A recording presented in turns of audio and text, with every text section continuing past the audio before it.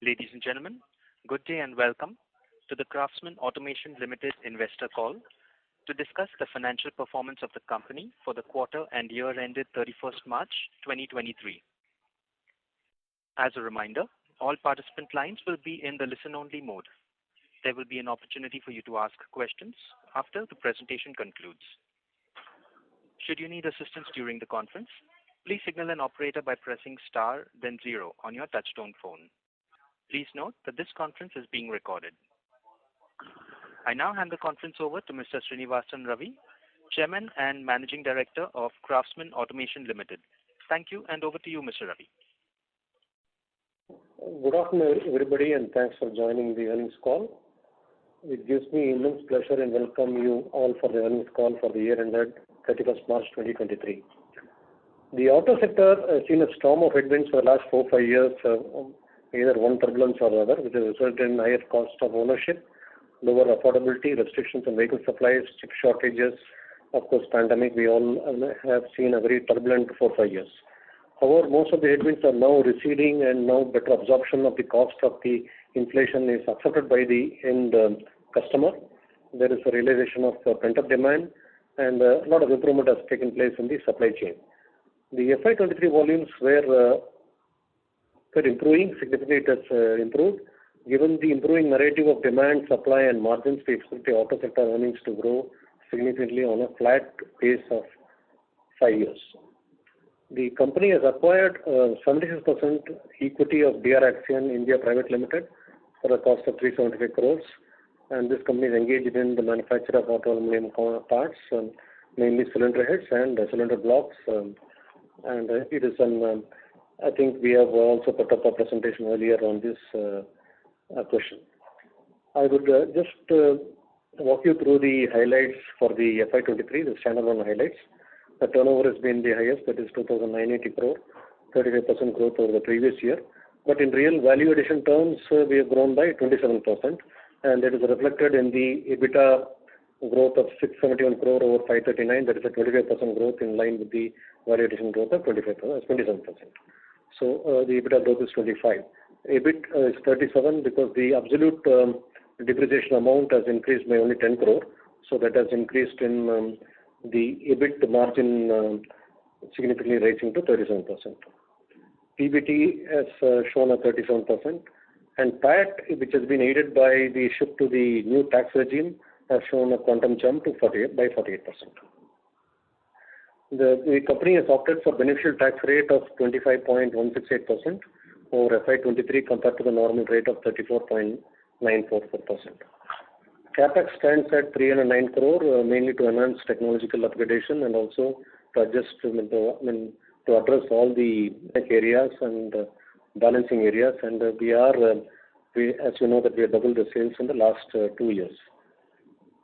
The key ratios, 1 or 2, 3 ratios I'd like to mention. Debt equity, of course, has moved from 0.63 to 0.72, mainly because of the acquisition finance what we have taken. The acquisition has costed 375 crores. But the advantage has been the debt to EBITDA is 1.48, it was earlier 1.33. And ROC has improved from pre-tax annualized from 20% to 22.5. EPS has increased from 75.94 to 112.53 rupees. Segment-wise results, auto powertrain segment turnover has grown by 32%. That is 1,154 was last year, and this year it's been 1,527. Aluminium has grown by 34% from 552 to 741. Industrial engineering has grown 42% from 500 to 713. Storage business has increased from 376 crore to from 253 crore. It's a 49% growth. Auto powertrain EBIT has grown by 26%, 304 to 382. And aluminium EBIT has grown from 41 crore to 65 crore by 57%. Industrial engineering segment, the EBIT has grown by 89%, that is 33 crore to 62 crore. Just run through the DR Axion financials for 2 months. The sales has been 196 crore, EBITDA has been 22 crore, EBIT 16, PBT 12, and PAT of 11 crore. And the net worth of the company is 253 crore, and it has got a term loan of 128 crores. So with this, I will leave the floor open for Q&A. Thank you very much. We will now begin the question and answer session. Anyone who wishes to ask a question may press star and 1 on their touchtone telephone. If you wish to remove yourself from the question queue, you may press star and 2. Participants are requested to use handsets while asking a question. We also request that you restrict your questions to 2 per participant. You may rejoin the queue for follow-up questions. Ladies and gentlemen, we will now wait for a moment while the question queue assembles.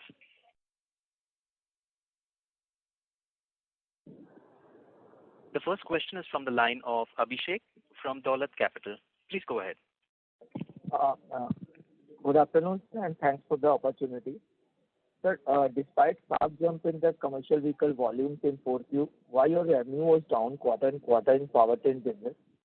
And how is the outlook ahead in the powertrain business in the first quarter, given the weak outlook for the CVs and the tractor segment? So, Mr. Abhishek, on the powertrain, on the Q4, there are 2 major pointers which I'd like to give. We have one segment which is domestic, one segment which is towards export, that is it's also growing in a big way. There have been some marginal headwinds in Daimler in Brazil. Yes, you may be aware of the economic situation in Brazil, number 1. Number 2 is that the supply chain, I think Q3 has been a good number. I think the product mix and the other things have not been favorable to Craftsman in Q4. The other point is where the passenger vehicle segment has done well. Construction machinery and farm sector was very much muted in Q4. There was some adjustment in the farm sector business because of the supply to sales mismatch. I think these are the reasons for some minor correction in Q4. But I think that we are starting Q1 stronger. That means there is some minor adjustment which has taken place in Q4. Going forward, we see traction only in the 3rd quarter or 4th quarter for farm sector and construction equipment. The first 2 quarters mainly will be driven by the growth in the commercial vehicle business and the passenger vehicle business. I hope I answered the question. Thanks, sir. And sir, in 4th quarter, how much value addition in each segment?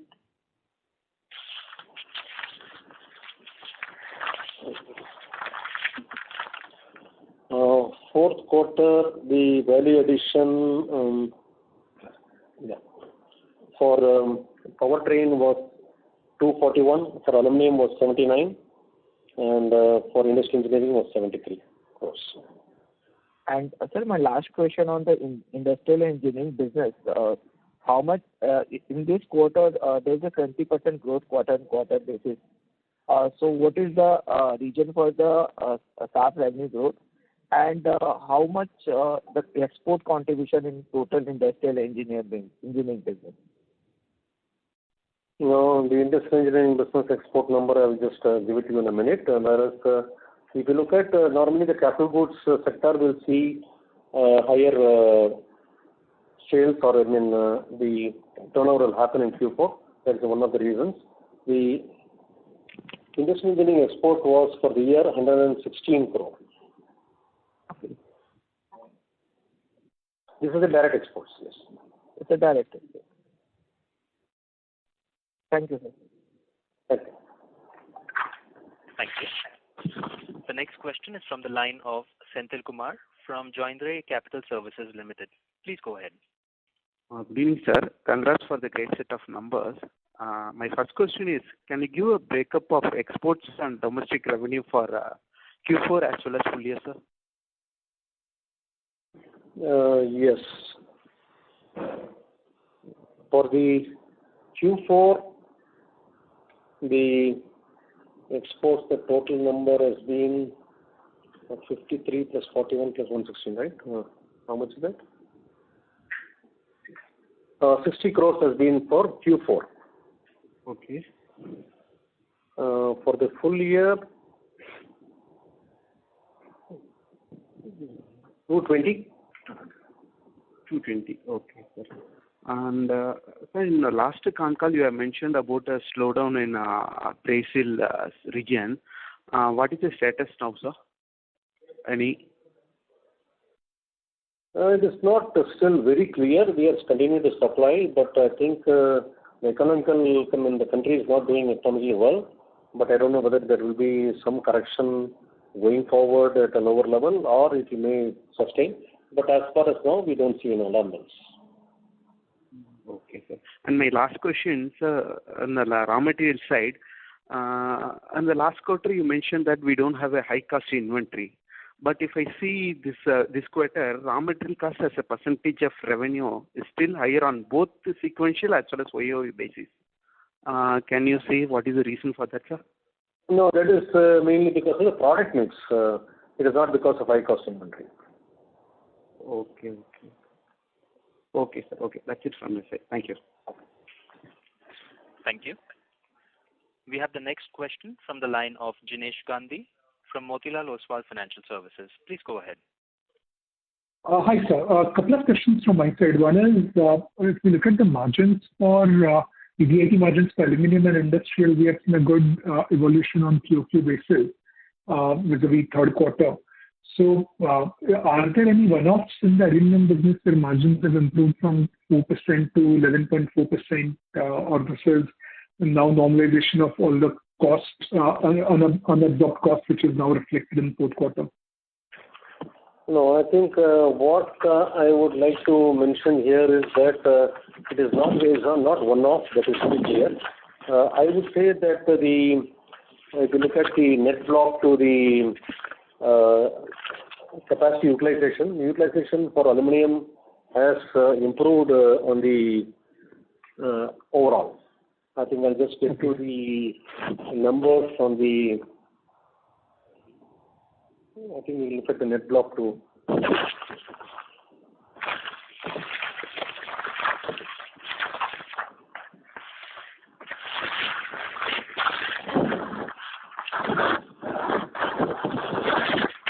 Yeah, I have this number now. On FY22, for the full year, the value addition of aluminum business on the net block was 42%. For the year FY23, we ended up at 67%, that is the value addition to gross block, net block on aluminum products. And for Q4, it has been, value addition to net block has been 76%. Q3, it was 59%. So I think operating leverage is the main key for this improvement in margin in the aluminum segment. Right. Okay. And but if I look at the value add, the numbers which you have given, so second quarter was similar value add, slightly better in this quarter, but despite that, margins look substantially ahead. But the key point is that this run rate should sustain, if not improve, as value add further goes up with utilizations improving. There are two aspects to it. We had a little problem about the prices of aluminum prices dropping month on month a little. So I think there is a small correction which has happened in the previous segment. Now it has been pretty steady, so we are not impacted by that, number one. Number two, the product mix also is the passenger vehicle parts in percentage has slightly improved, and value-added products also have improved. That is two of the reasons. Okay. And the new products also have kicked in. I don't want to name customers, but we have started supplying to the EV also. These are currently coming at the normalized prices at the current levels. Okay, this is EV for two-wheelers, right, or for passenger vehicles? It is EV for two-wheelers. So we are saying that we are getting new orders, and new orders have been quoted in the last year or two or something like that at the current trend of the prices which is there on the current operating costs. So I think product mix is continuously improving, and it will continue to see further improvement also. You can see the lower end of the two-wheelers. Again, I don't want to make names here. They are significantly going down. Even the 100cc vehicles are going down. So now new models are being introduced as 125cc. So there are the product pricing also of the two-wheeler segment. I think I've seen 44% or 45% increase in the cost of the vehicle. Some things are due to the new technology getting introduced, but I think there's an upgradation of the vehicle as a whole. So I think and EV also has come into the picture. It's a combination of many things. Passenger vehicle exports, not exports, domestic business started. Okay. And similarly for industrial business also, we have seen a good margin evolution. So is that also linked to increased value add and increased utilization? There are two aspects to this area. Normally, we have bunched up capital goods sales to our customers wherever they ordered, because gestation period there is long, 3 months, 4 months, something like this. And also the high-end storage solution business, that is the automated storage solution business, has seen some upswing. And exports also have done reasonably well in Q4. Yes. Got it. And what was the revenue for automated storage solution for the full year? For the year, we have done 374 crore in the storage solutions. In that, automated has been 110, and the static storage solutions has been 265. So there's a significant change from year on year. And the 110 was sub 50 crores in FY22. On the automated storage in the previous year, it would have been, I think, less than half of this is what I guess I just get into the numbers now. No, the automated storage. Totally itself, I think we were at 280 or something, and mostly it was static.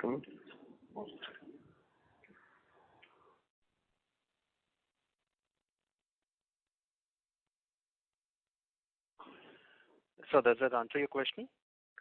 No, I think not fully, but I think the numbers, we'll trace the number. I think I'll get back to you during this call. Okay, sure. I'll come back in. Thank you. The next question is from the line of Pranay Roop Chatterjee from BCMPL. Please go ahead. Hey everyone. Am I audible? Yes, please. Good evening. So my first question is with regards to overall revenue growth, and I'm seeking more. So basically, last year you had consistently maintained a guidance of 20% revenue growth across segments, and I think you have more or less met that, except probably powertrain over the last couple of years. Now, when we look ahead in FY24. In terms of the auto end segments, market commentary suggests probably high single digit or low double digit growth, especially in tractors and in your primary MHCV segment, which has a high base effect right now. So I'm just wondering, across segments, can you just qualitatively comment on that 20% growth guidance? Would you like to adjust that? And what would drive growth in each of the segments individually? If you could just help me. I think, thank you. That's a very important question. I'll just try to read out the numbers now. First of all, we had grown on the top line on the powertrain last year, vis-a-vis FY22 by 32% on the powertrain, 34% on the aluminum products, and industrial engineering was 42%. Having said that, as a company, we have top line revenue has grown by 35%, but in my opening statement, I had mentioned the value addition has improved by only 27%. That is the real growth, what we see as a company. But all the segments have done more than the 20% to have an average of 27%. To put a number correctly, auto powertrain has grown by value addition by 24%, aluminum products by 37%, and industrial engineering by 38%, totaling to giving the exact weightage of each of the turnovers. As a company, we have grown by 27% on the value addition. So that number, whatever we say, going forward also, we will be growing 20% year on year on the value addition on each of these segments. What is driving the segments is marginally it may be the growth in the existing product ranges or existing customer volumes. Yes, it is also new product ranges and new customers which are getting added, which have been orders have been secured long back. So these are the two key points which will drive even in the FY24 the 20% value addition growth in each of these three segments. So regarding this, in your aluminum segment, regarding the large PV client that you won, Stellantis, I think. Any update on that order, when that would scale up? Because I think that would contribute to significant growth if that scales up this year. Yes, it will be scaling up in Q3. It is already, production is started, number one. And the other domestic SUV manufacturer, where we are also supplying some critical items, that is also starting by July, the production. Already the engine parts are under validation. So it will, from Q2 onwards, we will see upward trend. I think Q3 will be quite a high peak with all the passenger vehicle segment business also increasing. Got it. My next question was on DR Axion. So I was looking at, so I remember in the last call regarding the acquisition, you had mentioned April to January 2023, the sales were around 890 crores and gross margin was averaging 32% and EBITDA margin was at 14%. But if I look at your 2-month numbers, which you also called out, if I look at the delta between your standalone and console numbers, the margins seem to have gone down a bit, 27% GM and about 11% EBITDA.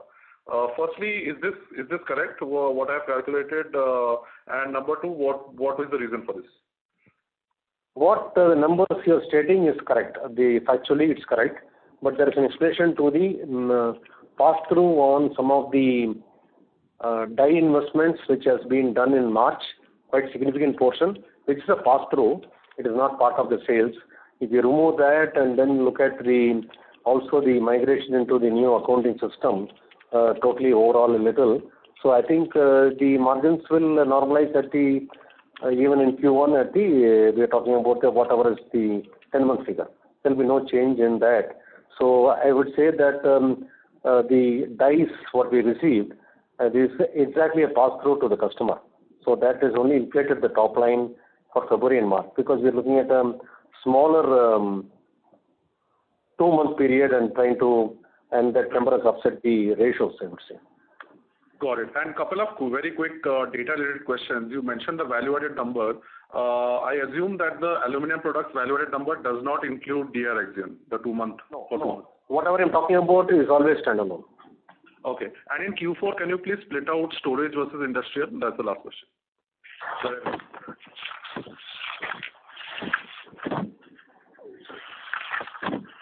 Yes. Total industrial for FY23 has been 713 crore. Out of that, the storage solutions has contributed 376.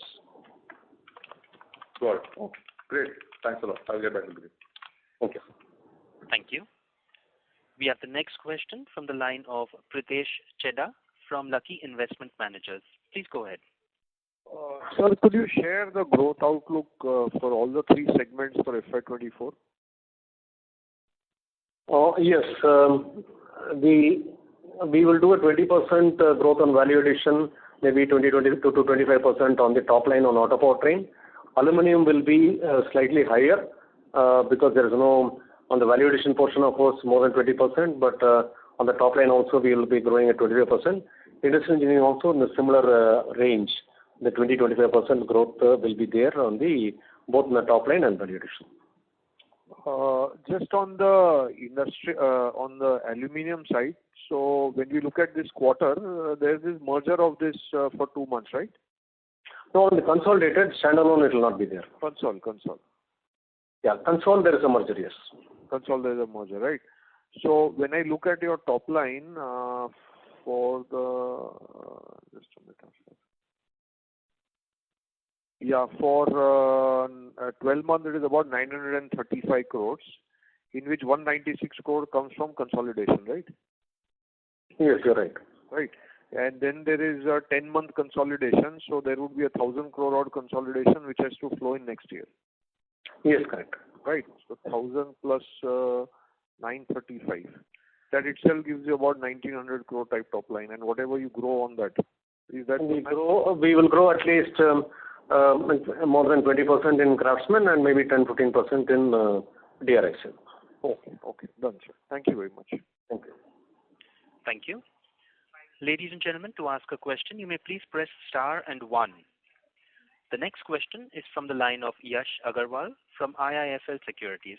Please go ahead. Hi, sir. Could you just give some guidance on CapEx for FY24 for the core business and for DR Axion separately? DR Axion, maybe it is too premature for me to tell, I think, but the numbers will be maybe around 30 odd crore, something like this, is what we expect for DR Axion totally. And or maybe lesser, I'm not sure. There has been not much change in that. It will not have any significant number. On the Craftsman standalone, I think that we are having a depreciation of around 220 odd crore. I think we are looking at overhauling some of the old equipment for refurbishment and also making it semi-automated in certain case of material handling. So we'll be looking at, we are preparing for FY25.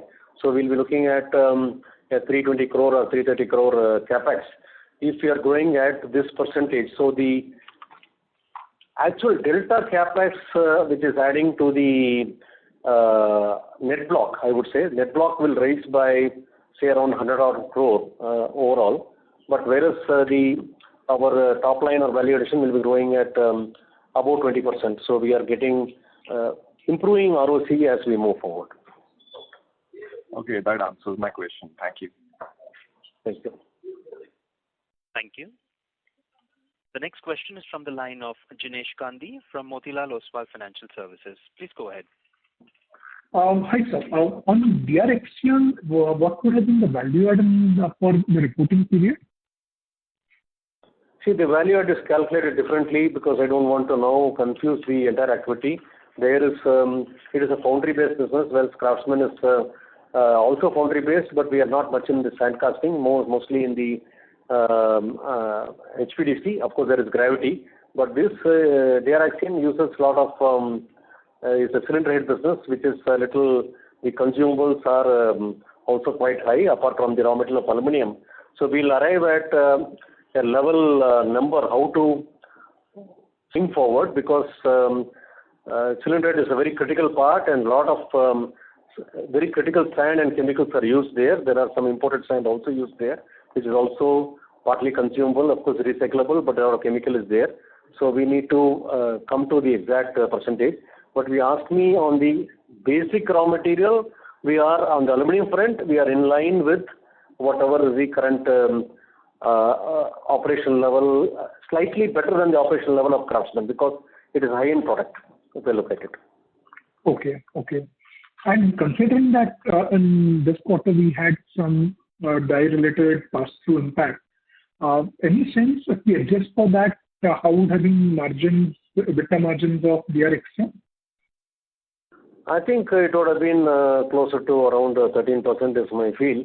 But we, when after taking over, we may have done, I will not say use a word which is strong, but I think some accounting practices and how they do the inventory calculation, everything, we have to be aligned with Craftsman, because we have moved to ERP as of April 1st.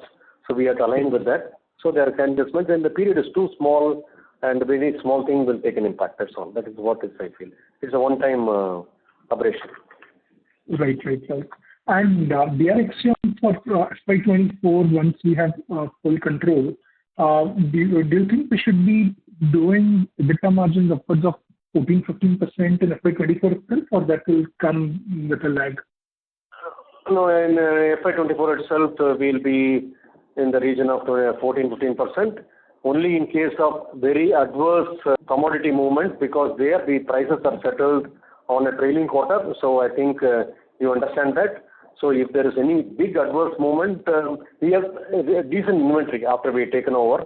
So we will not, and when ERP accounting, we have the average inventory value. So I don't think it will be abruptly changing just like one day to another. But I think even that we can withstand. Even then, I say that it will be upward of 13%, and if the aluminum pass-through is more perfect, it will be in the region of 15 plus. Okay, and we expect DR Axion to grow at about 15-20% in FY24. I admit that number. It is too early to say that. 10-15% is a given, given the product mix and the customer base, whatever is there. You know, one of the customers is looking at setting up one more new plant in the western region. there is a new plant because they run out of capacity in the Chennai plant. If that happens and this business is awarded to us, I think, and when the production starts, if the production starts in the financial year, we may see better growth. But we know that customers are limited by their own capacities, and customers are also improving their capacities. And we are talking about only 3 customers for DR Axion. So that is a limitation which is will now limit the growth directly in proportion with the customer growth. Right. And what was the utilization for DR Axion for fourth quarter? We are operating at around 80% on the installed capacity as of December, but some capacity which had been invested by the earlier management has come into operation only in the early part of Q1. But as a conscious step, we have already, whatever I mentioned, the capex of around 30 to 35 crores, something like this for DR Axion. We have factored in a capacity increase of another 10%. So we can have bedroom capacity by July, we have a bedroom for another 20%. That means to take in orders or 30 orders further.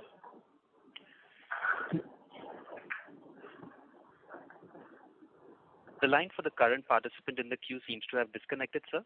We will proceed with the next question, which is from the line of Pranay Roop Chatterjee from BCMPL. Please go ahead. Hi again. I just wanted to confirm something with respect to the last question I asked. You had mentioned that the Stellantis order is scaling up in Q3, and you also mentioned a domestic CV manufacturer. Did I hear that correct? Domestic commercial vehicle manufacturer starting in July. No. Domestic SUV manufacturer, we have come in as a second supplier for a critical part. That is under validation. The engine is under validation. We'll be starting production in July. And so I just want to tie this to order win of 150 crores you had mentioned a couple of quarters back, I think, in aluminium. What is that for, and when would that start? That is what I am now discussing in July, because everything is related to supplier. We need to understand that if the volume growth is not as per the customer anticipation, we may not be able to deliver. So, but we are confident that today customers is bullish. So it will happen in Q2. It is the same order win which I'm talking about. Got it. And one last question is, I understand your overall growth guidance of 20% plus across segments for the year. My question is more with regards to Q1 and Q2 of next year, right? So in April, we already have seen MHCV volumes declining by 7-8%, both for Tata and Ashok Leyland, because of the upfronting of demand because of new fuel norms. So how do you see the remaining 2 months and even Q2 playing out in terms of volume? Do you see your growth in the MHCV portion at least flattening or maybe showing a decline on YY basis? Or how do you expect that to shape up in Q1 and Q2? No, the supply in the one good thing is about the product stock in the market or the retail is not much. So that way I don't see any drop in Q1 and Q2, but I'm very bullish about Q3 and Q4. Q3 itself I'm bullish on commercial vehicle business. Got it. Thanks, sir. I'll get back to you. Okay. Thank you. The next question is from the line of Pritesh Chedda from Lucky Investment Managers. Please go ahead. So just a follow-up. Is there any change in or increase in the working capital cycle because of DR Axion, or is it that naturally the working capital cycle for us has gone up? Because what I see is that the cash conversion cycle for your company between FY23 and FY24 has gone up by 20 days. Is this the new number that we have to take, or there is any one-offs? The cash conversion cycle is come down from 60 days to 56 days for standalone Craftsman, but I think you may be looking at the consolidated. Concall, yeah. No, Concall, as I mentioned, they are having 3 to 4 days of raw material inventory, which we think it is not the right thing going forward, given the fluctuation of aluminum and the trailing quarter correction of the alloy prices. So we have raised inventory to close to a month now. Sorry, we have? erased? No, we have increased the stock of raw material from 3 days to 4 days to now to 30 days. So then your working capital cash conversion cycle will go up further in FY24? No. It is only for DR Action. It's not for Craftsman. Craftsman cycle has come down from 60 to 56. No, I am looking at inclusive. I am looking at the console. So it's already done. Already inventory is, as of March, the inventory has increased. No further inventory increase. So which means this is the new increased Craftsman console number. We'll see a higher net working capital cycle, right? No, I think what is misunderstood is we have only 2 months we have calculated. The inventory is, we have taken only 2 months consolidation for DR Action. So that is only obstructing the number. Okay, sir. But if we look at 12-month number, it will be negligible. Even this number will further come down. I think on a console basis, the 56 days may come down because of DR Action. DR Action is holding lesser inventory than Craftsman. So we will operate at 55 days and lesser as we see the next year's number. That's how. Yes, correct, sure. On a consolidated basis. And how much debt repayment is possible next year after doing your 300 crore capex? The financial cost, I think, will be on a console basis. You are asking for console basis, right? Console, sir. Console. Console, I think all financial costs, including lease, rental, everything, around 175 crore totally. Or no, 150 to 160, right? That's the debt repayment you will do next year? No. I'm talking about the financial cost outflow. So that is an outflow and the tax outflow will be there. So depreciation, the EBITDA will grow in proportionate with the top line growth mostly. So yes, I think debt should come down by at least 200 crores. Perfect, sir. On a consolidated basis. Perfect, sir. Thank you very much. Thank you. We have the next question from the line of Prolin Nandu from Goldfish Capital. Please go ahead. Hi. Thank you, sir, for taking my question. One, to start with, the bookkeeping question would be in this DR Axion, what is the... Sorry, the line is not clear. Sorry, I'm not able to hear anything properly. The line is not clear. Is it better now? Some disturbance. Okay, let me join back. Let me try joining back. Okay. We have the next question from the line of Devang Patel from Samiksha Capital. Please go ahead.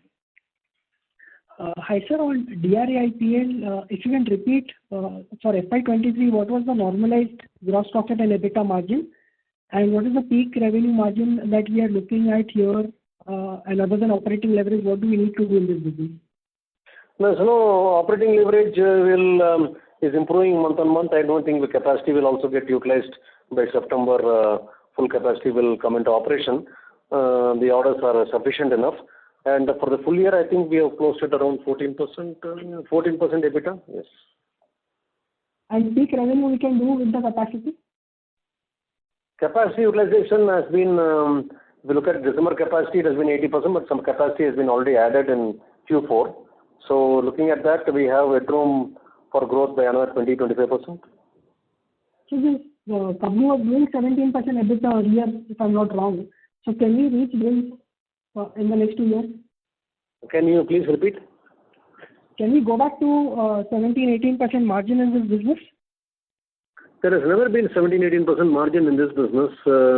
It has been, I think, at a lower level, and I think realistically between 15 to 17% is what look at it. If in a good year where capacity utilization is better, and of course it depends on how we do cost management also. It can do better also. But I think 14% is the base what we are looking at, and 15 to 17 is normally achievable if there are no big headwinds. And beyond that, it will be management and operational efficiency, I would say. Right, sir.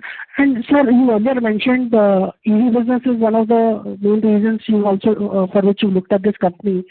So how soon could we looking at orders for passenger vehicle EV business? I cannot disclose anything, but we are already in discussion for parts for EV, for passenger vehicle from DRXN or through DRXN. This will be for domestic market or for exports also? No, it is for domestic market. I think, yes. Okay. And you also mentioned for electric two-wheelers, you got some orders. What is the content per vehicle of these orders? What is the potential here? Then I will be upfront, open, and little sorry. I'll be little blunt. Today the numbers are small. Even you look at the leading players, and the content on aluminum for the addressable market what we are in is also small, and the value addition on machining is also small. So today is not contributing. What we are trying to say is that we are capturing the business, so we will continue to increase our trend. The conventional two-wheeler business is also coming back on certain segments because post-subsidy there are some fears about the cost and the total cost of ownership, not the running cost alone. So we are confident that the aluminum business will continue to grow as of now.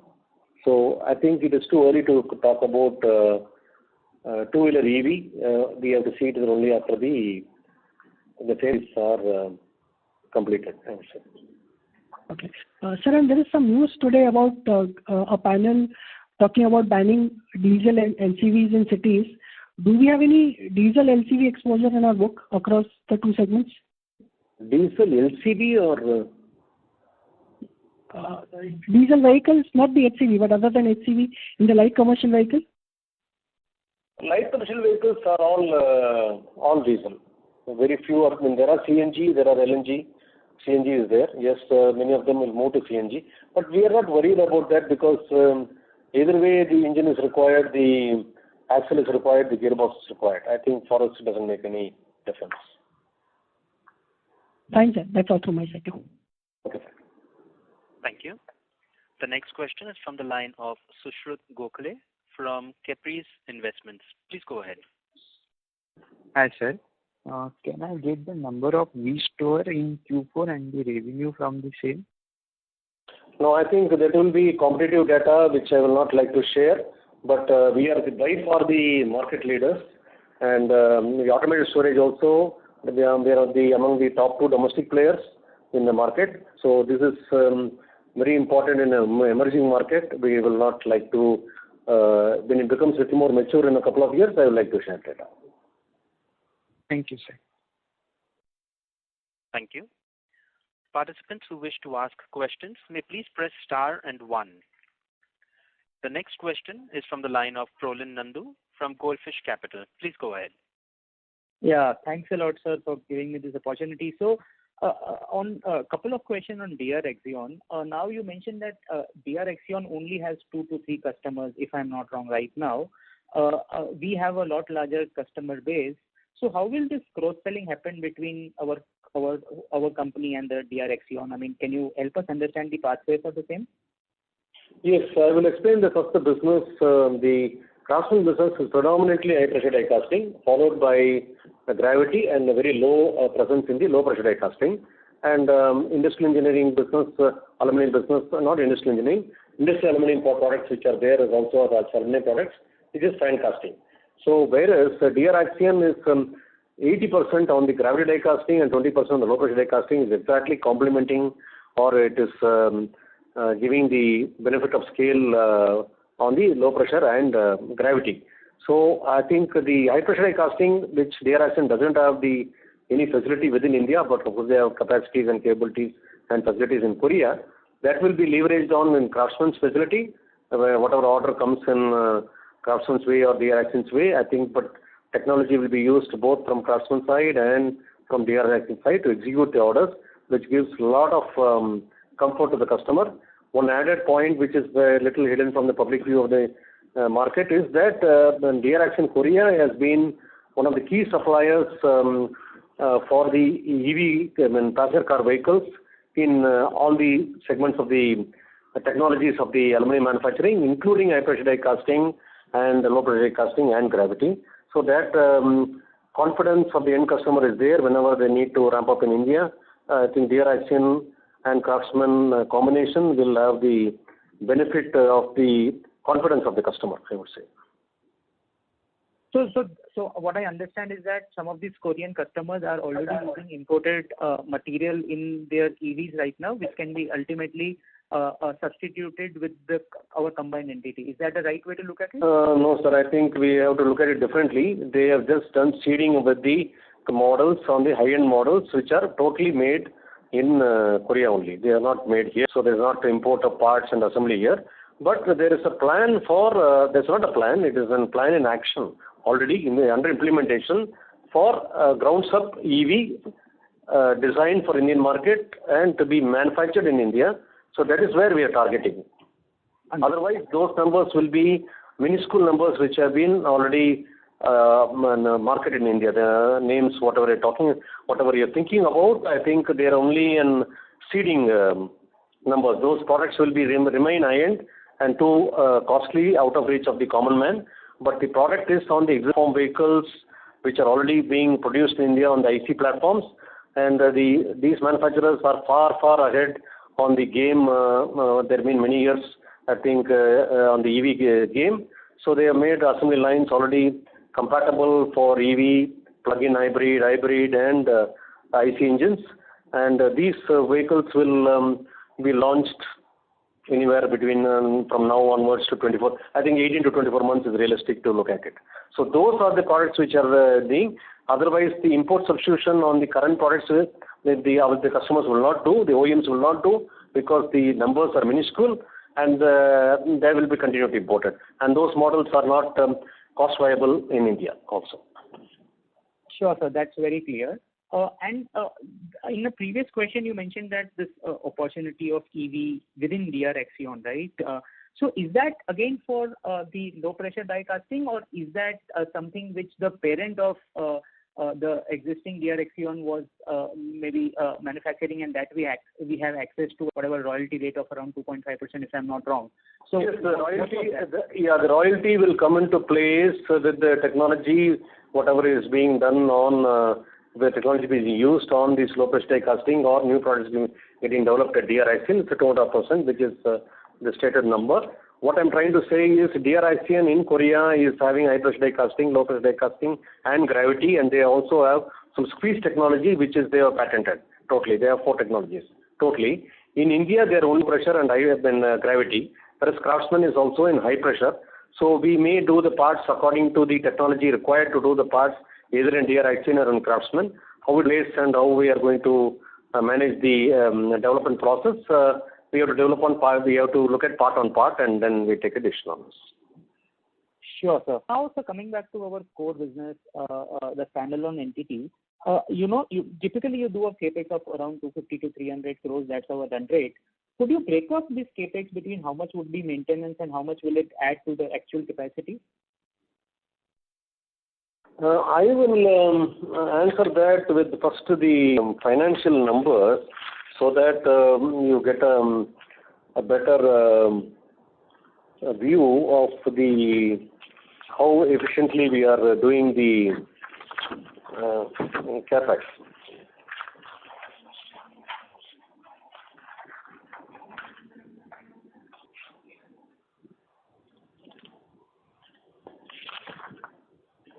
I will just look at the value addition to net block, which is the correct number to look at it, because some of the equipment are more than 15, 20 years old.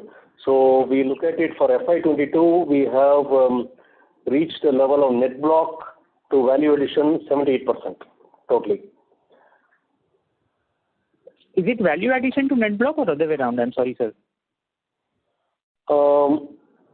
Value addition to net block as a company. At 78%, right. 78%. And for FY23, we ended the year at value addition has been 92% of the net block.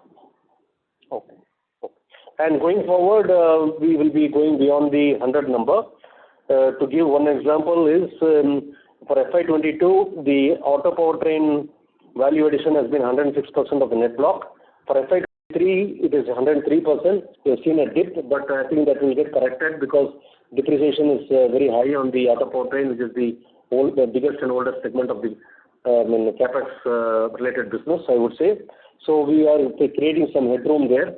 So we will be moving as a company to above 125% in the time to come on the value addition to net block. So that is answers the question of improving ROCs as we move forward.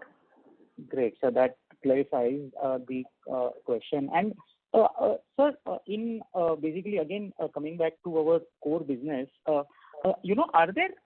One of the large product is one of the large customer is Daimler, right? In some sense, which is like a deemed export for us. Are there more such orders in the pipeline where the share of deemed export can increase going forward in the next 3 to 5 years without naming the customer? But are we working on those kind of RFQs? Are we working on validation for those kind of orders? Yes, it is happening. Or we have multinationals within India who set up plants are just beginning to start their trial productions or in a stage of ramping up. All those orders are with us, both in the construction equipment, in the SUV segment, in the farm segment. These are all multinational companies. And more companies are setting up base here. And this, I would say, Make in India policy of the government is also helping us in a great way. The China Plus One policy is really playing out, and we are very small. I will answer your question differently. It's simply we are, as Craftsman, we are simply too small to grab any big opportunity. So we continue to increase our capacities, keeping an eye on improved ROCs. We are not going to make any rash, big decision making. But I think there is enough headroom to scale up the company in all the 3 segments of the business. Sure, sir. That's very clear. Thanks a lot, sir. I'll come back in the review for more questions. Thank you. Thank you.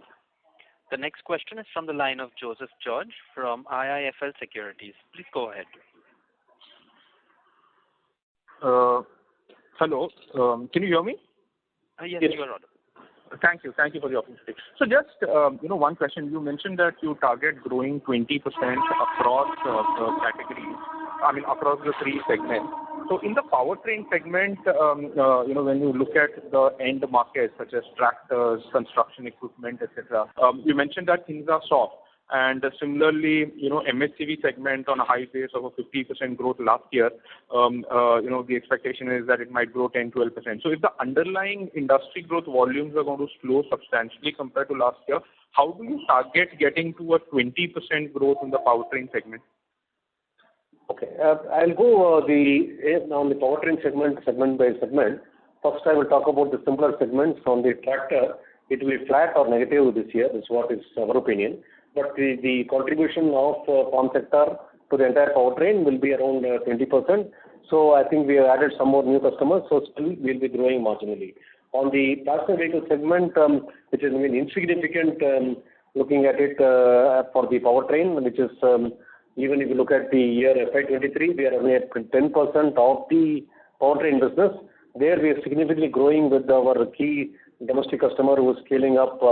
Their vehicles are selling well, and they're in the second phase of increasing expansion.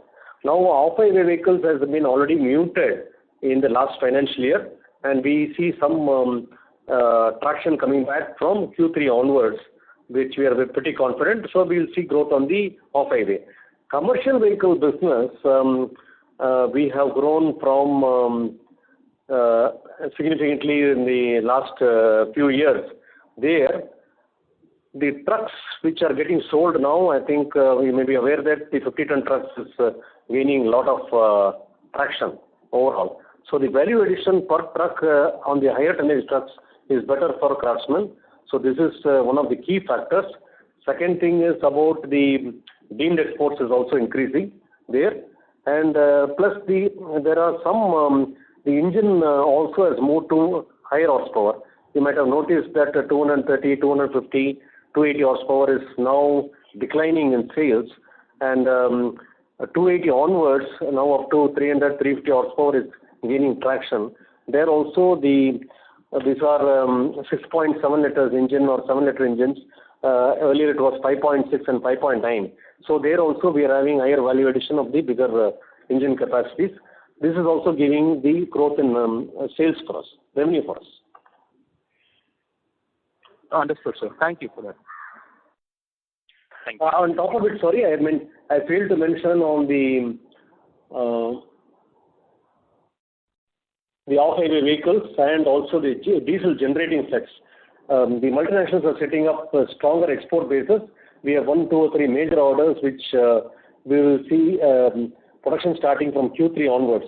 Orders were won around 2 years, and these are multinational American companies mainly. I think there we will see traction from Q3 onwards. These are not for commercial vehicle. These are maybe for generators or for construction equipment for overseas markets. Understood, sir. Thank you.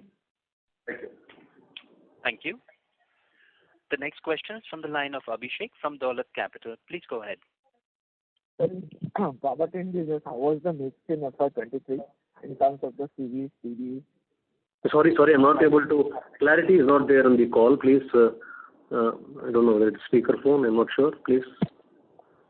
Sir, in powertrain business, how was the mix in FY23 in terms of the commercial vehicle, passenger vehicle, tractor, and off-highway vehicles? Yes, commercial vehicle was 53%, off-highway 20%, tractor 15%, and passenger vehicle, mainly the SUV, is 10%. Okay, sir. And sir, you had won new business from the PSA. So will it be the part of the standalone or it will be under subsidiary? So it will be standalone. It will be on the aluminum products their business. Okay, and when it will be reflected? It is started in a small way. It is Q3. It will start reflecting on numbers. So what is the current mix in the standalone aluminum business in terms of the two-wheelers and passenger vehicles? The aluminum business. The mixture of two-wheeler, yeah. In aluminum business, the percentage, commercial vehicle is 10%, two-wheeler is 66%, passenger vehicle is 2%, other automotive aluminum is 5%, and non-auto aluminum is 17%. Thank you, sir. And my last question is related with the tax. This quarter tax has gone down 12.4%. So have you got any benefit because of the consolidation of the Dow prices? And what would be the effective tax rate in FY24 paid? So we have adopted permanently to the new tax rate, and this will continue. We cannot go back to the old tax rate. We have done our calculations that we do very, very big capex only. We stand to lose on the tax. Otherwise, we stand to gain as a company. So I think we have gone to the 26% tax rate. This is a permanent move. Okay, sir. Thank you, sir. That's all from my side. Thank you. The next question is from the line of Pranay Roop Chatterjee from BCMPL. Please go ahead. Hey, a couple of data points. Could you help me with the gross block numbers for Craftsman and DR Axion for FY23 end? There we have to take it with a pinch of salt because when we moved to India, I think in 2016 or 17, I'm not sure. That time the net block became the gross block. So the real gross block is standalone for Craftsman. It's more than 3,000 crore. But what appears as gross block in our last 3-4 years in our balance sheets, I will just read out the number of gross block. The correct number is 3,600 will not appear in the gross block, but the India is what is showing as the gross block now.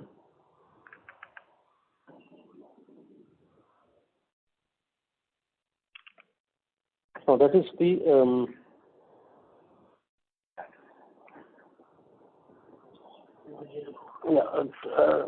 Craftsman standalone gross block. The actual number is 3,135. DR Axion is around 500. So the actual gross block is 3,600.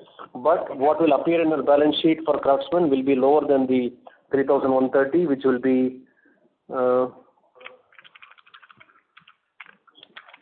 2,800. Got it. Next is on the employee costs. If I was looking QOQ, last quarter, the employee cost was 58 CR. After 2 months of DR Axion consolidation, it has increased to around 61 CR. And as a percentage of revenue, it has gone down. So has the entire 2 months. So is it that DR Axion operations are less employee intensive? Is that the reason it has gone down as a percentage of revenue? See, it is a foundry business, so more of the it is coming under the contract, and it's only 2 months which has been added. So we have more of permanent people and less of contract. So I think there it is more of job contracts which are there on the activities which are there. Okay, so that will be a distortion of the actual outflow towards manpower cost. Right. As you know, the total manpower cost is between 4 and 5% of the top line, direct and indirect, both put together. Got it. And if I see DR Axion's employee strength, I don't know which number is this. FY 2022, the number I had got is 387. Is that contract plus permanent or only the permanent? No, that is only the permanent people, it's not the contract. Yeah. Okay, and where would this 387 be in March end 2023? It has been around the same number. There's no change. Not much, not significant change. There may be a 5% plus minus. That's all. Perfect. Okay. Thanks a lot. To add to whatever questions you're asking, consciously Craftsman standalone, and in the future DR Axion also, which we will implement, is that to keep the headcount around the same level, which you have succeeded for the last, at least in Craftsman, you have succeeded for the last 2-3 years. Because of the judicious investment, because inflationary cost on the manpower cost is the most difficult. Skilled manpower availability is a problem, and this is it's a fixed cost, and when in fluctuating markets, there's a big drain on the EBITDA margins. So consciously, we don't want to increase the headcount. We are investing little for automation, more modern machinery, better work practices to keep the headcount at same and keep the growth. So what is the real increase in the outflow of Craftsman salary is more related to the wage increases. Perfect. Understood, sir. Thank you. Thank you. The next question is from the line of Ruchit Shah, an individual investor. Please go ahead. Hello. Can you hear me? So the line for you is not very clear. No, it's not clear. Classic. Can you keep your phone closer to the mic of the speaker, please, if you don't mind? Can you hear now? Hello? Yes. Hello? Hello? So I just wanted to check, so you have mentioned that Craftsman would be looking at 20% growth run, and we have... Sorry to interrupt, sir, but the line for you is breaking up. You're not clearly audible, sir. How long would the growth runway of 20% be available to us before the growth kind of starts moderating or slows down? We have clear visibility for at least 3 years. That is very clear. And I am confident about 6 years for the simple reason is the geopolitical situation and the market in India is growing after many years of subdued growth. Infrastructure is going to grow.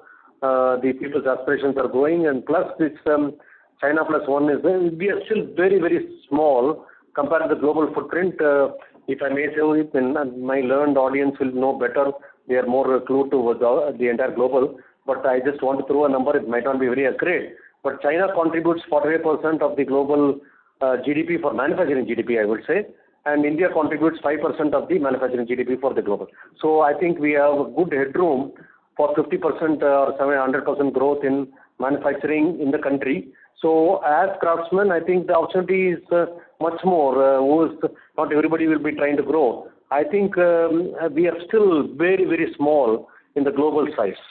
So I would say that 6 years is very clear, and 10 years is we cannot. I'm bullish on the 10 years also, but to investors, I would say 3 years is firm, and 6 years is surely achievable, and we are working towards 10-year growth.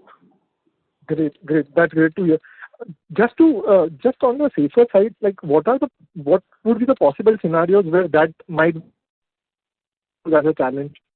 Sir, I think thanks for asking the question. You touched upon a very touchy subject, but important subject. Since you asked the question, I think it's fair for me to answer it correctly. I think we are facing some headwinds on the raw material supply of castings. We are still working with our foundry partners. We are trying to leverage as much as possible relationships and grow. Yes, we will continue to grow that, but we may be forced to little backward integrate, but we will not have any impact on our P&L or ROC or anything like that.